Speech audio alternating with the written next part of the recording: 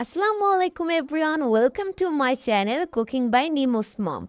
In this video, I will show you my mom's spinach luchi recipe.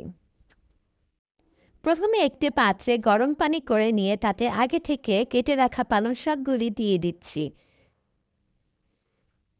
পালং শাকগুলি আমি এখানে 2 minute সেদ্ধ করে নিয়েছি।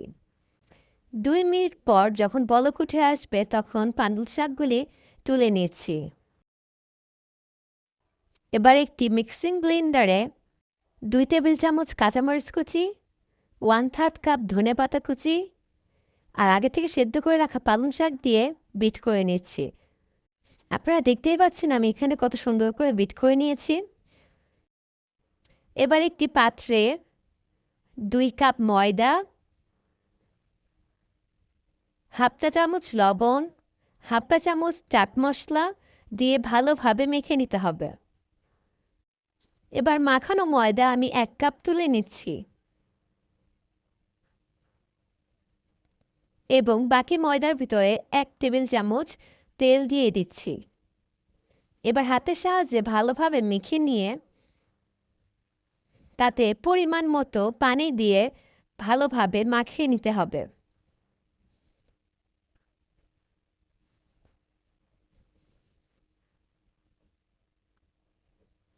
আমার ডোটি তৈরি হয়ে গিয়েছে। এবার আগে থেকে রেখে দেওয়া 1 কাপ ময়দা নিয়ে তাতে 1 টেবিল চামচ তেল দিয়ে ভালোভাবে আবার মাখিয়ে নিচ্ছি। এবার আগে থেকে করে রাখা পালং শাকের পেস্টটি দিয়ে দিচ্ছি। এবার হাতের সাহায্যে ভালোভাবে মেখে নিয়ে ডোটি তৈরি করে নিচ্ছি।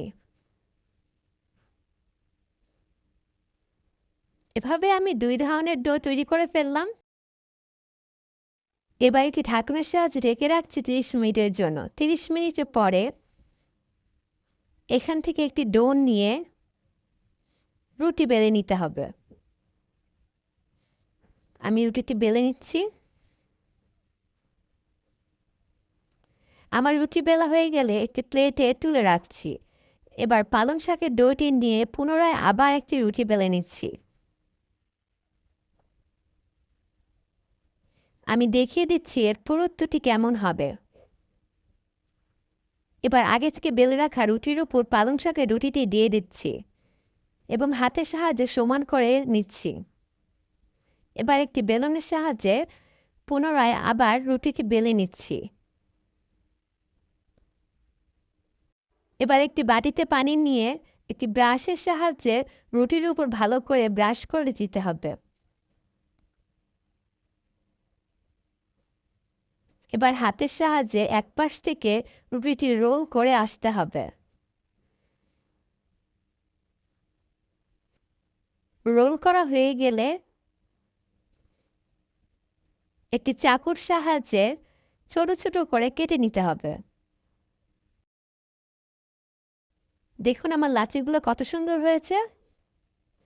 এবার লাচিগুলোকে হালকা হাত দিয়ে চেপে একটি প্লেটে সাজিয়ে নিচ্ছি। এবার লাচিগুলো থেকে একটা লাচি নিয়ে আমি লুচি বেলে নিব।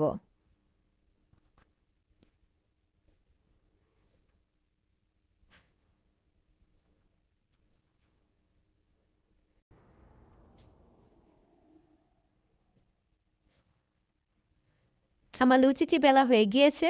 একে একে আমি সবগুলো লুচি এভাবে বেলে নিয়েছি।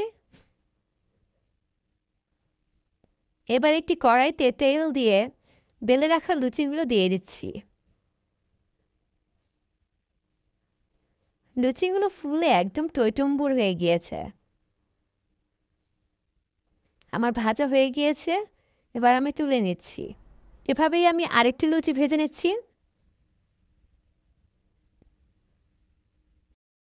আমার সবগুলো লুচি কিন্তু এরকম ফুলকোভাবে ফুলেছে।